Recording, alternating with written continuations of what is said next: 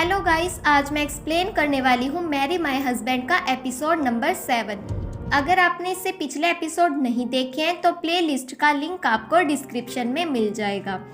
Episode की शुरुआत में हम जीवन और जी ह्यूग को साथ में देखते हैं। जीवन कहती है कि सुमिन और मिन हवान को एक दूसरे से शादी करनी होगी। मैं भी ऐसा ही चाहती हूँ। अगर ऐसा नहीं हुआ तो मुझे मिन हवान से शादी करनी होगी और फिर मिन हवान और सुमिन दोनों मिलकर मुझे मार देंगे। जी ह्यू कहते हैं कि शायद मेरी वजह से कुछ ज्यादा चेंज नहीं आया है। मैंने ही युनहो को रीयूनियन में भेजा था। जीवन उससे पूछती है कि तुम्हें युनहो के बारे में कैसे पता चला। जी ह्यू कहता है कि मैं तुम्हारे फ्यूनरल में गया था। जीवन उससे पूछती है कि मेरा फ्यूनरल कैसा था। जी ह्यू कहते हैं कि सब लोग बहुत दुखी थे और उन्हें पछतावा हो रहा था। जीवन कहती है कि मुझे तो नहीं लगता कि किसी को पछतावा होगा या फिर कोई दुखी होगा। उसके बाद जी ह्यूग जीवन को अपने घर ले आता है। जीवन यहाँ उसी बिल्ली को देखती है। फिर जी ह्यूग जीवन के लिए कॉफी लाता है और उसे पूछता है तुम मिन हवान से ब्रेकअप क्यों नहीं कर लेती। जीवन कहती है कि ऐसा करने से वो बहुत गुस्से में आ जाएगा।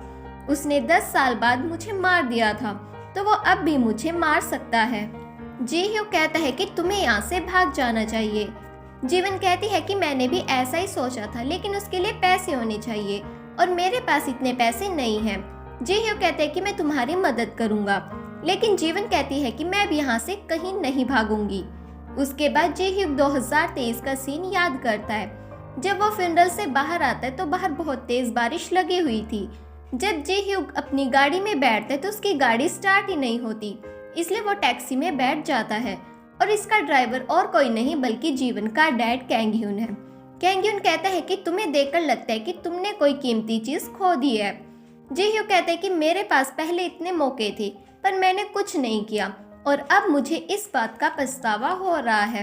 कैंगह्यून कहता है कि कुछ तो वजह होगी इसलिए तुम मौके का फायदा नहीं उठा पाए, लेकिन अगर तुम्हें अब एक और मौका मिला तो क्या तुम कुछ करोगे।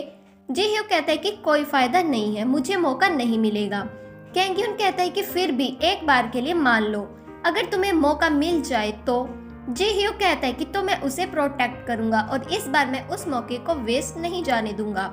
प्रेजेंट में हम देखते हैं कि जीवन जी ह्यू से पूछते कि तुम यहाँ कैसे आ गई। जी ह्यू उसे ये नहीं बताता कि मेरा एक्सीडेंट हो गया था। वो जीवन से कहता है कि मैं सो गया था और जब मैं उठा तो मैं 2013 में आ गया।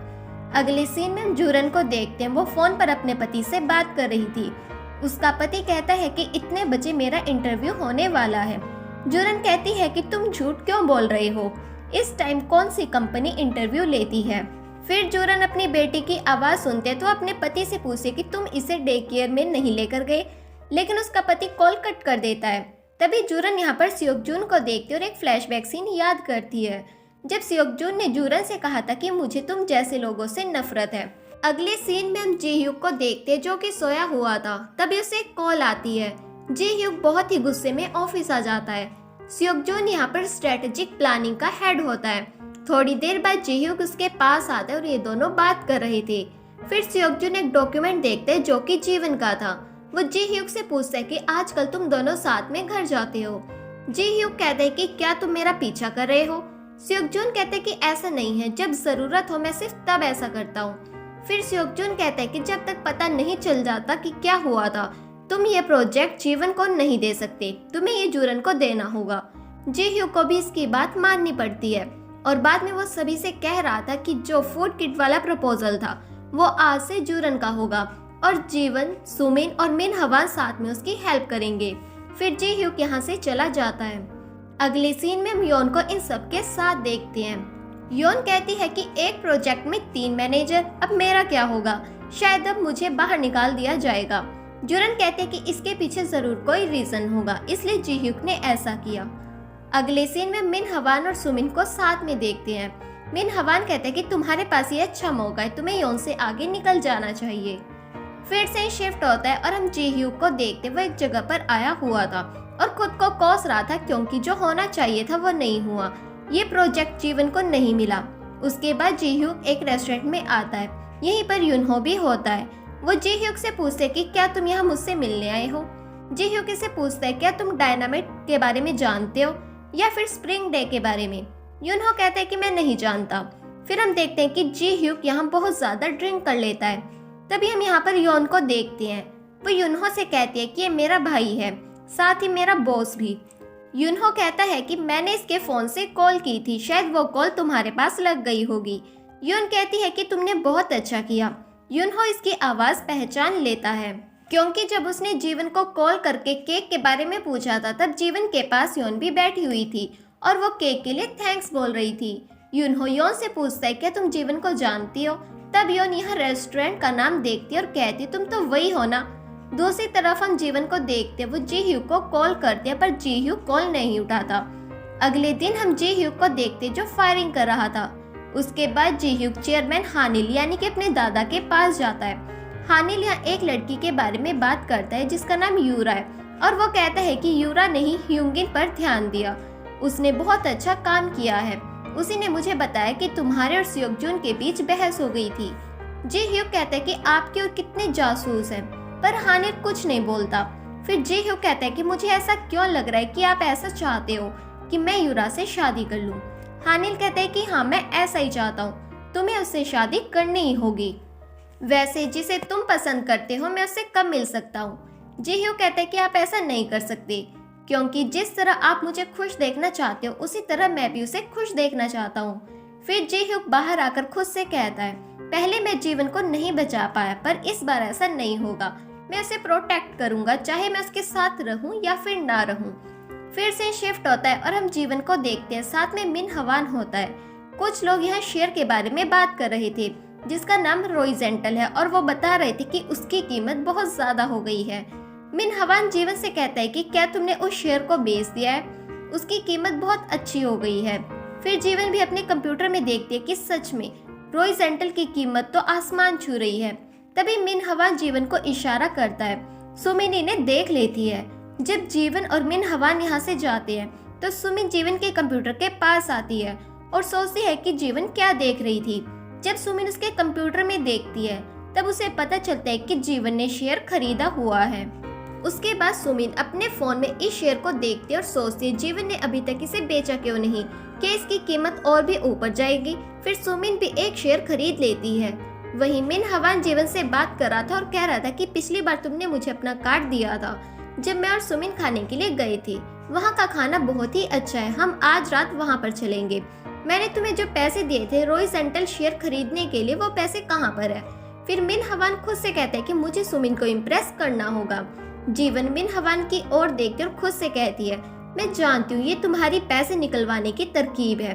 फिर वो मिन हवान से कहते हैं कि ओहो मुझे ऐसा नहीं करना चाहिए था, मैंने तो वो पैसे इंश्योरेंस के लिए अप्लाई कर दिए हैं, अब मैं उन्हें बाहर भी नहीं निकलवा सकती।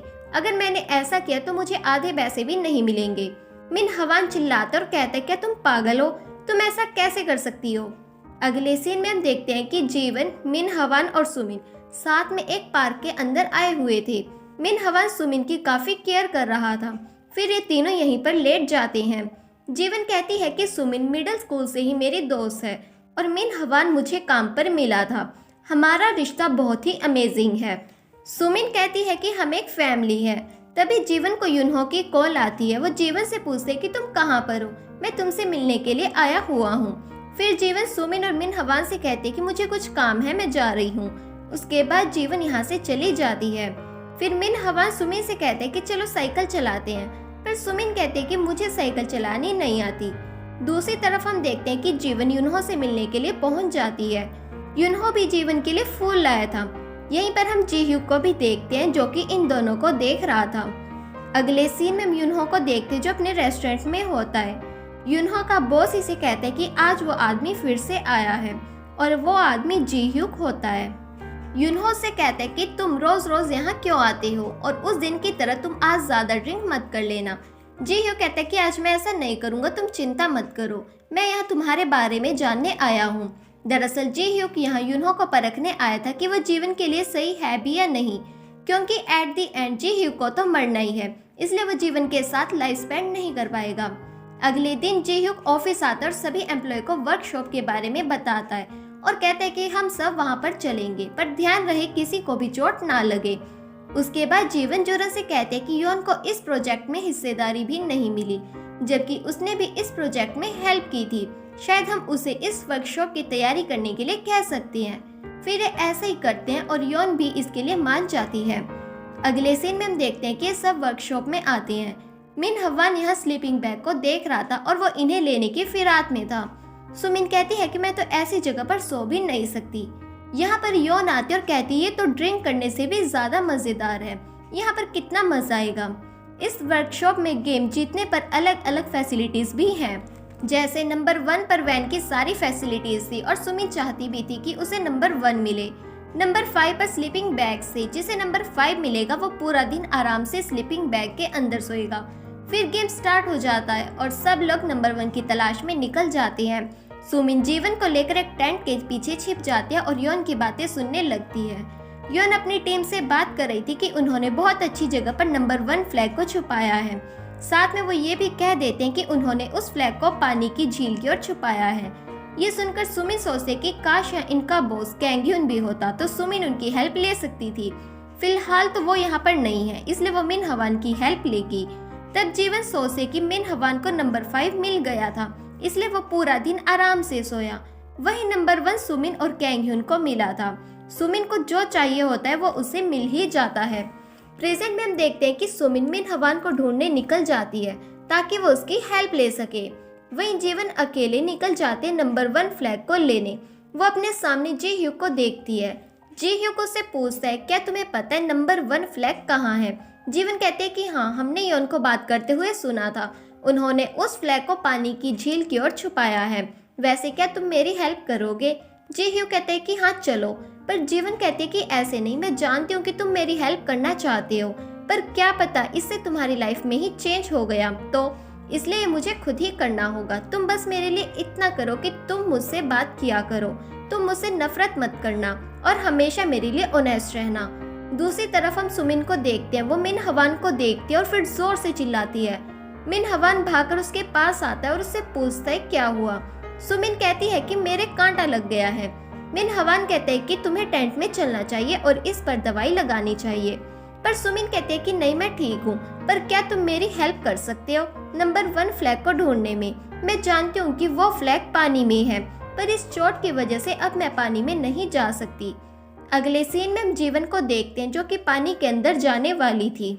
दूसरी तरफ योन जूरन से कह रही थी कि मैंने लोगों से सुना था कि वो पानी बहुत ही गहरा है और वहां पर जाना मना है। जे ह्यू के सुन लेता है और वो जीवन को बचाने के लिए उस ओर भागता है।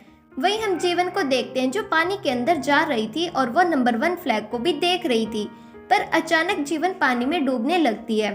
तब इसके पास जे ह्यू आता है और इसे बचा लेता है। जे ह्यू इस पर चिल्लाता और कहता है कि तुम बिना तैयारी के पानी में क्यों गई, आखिर तुम मेरी हेल्प क्यों नहीं ले सकती। जीवन कहती है कि मैं जो भी करना चाहती हूँ वो अपने दम पर करना चाहती हूँ। जे ह्यू जीवन से कहता है कि मैं इस लाइफ में कुछ करना चाहता हूँ। और इसी के साथ ही एपिसोड यहीं पर खत्म हुआ। आपको ये वीडियो कैसी लगी कमेंट सेक्शन में ज़रूर बताएं।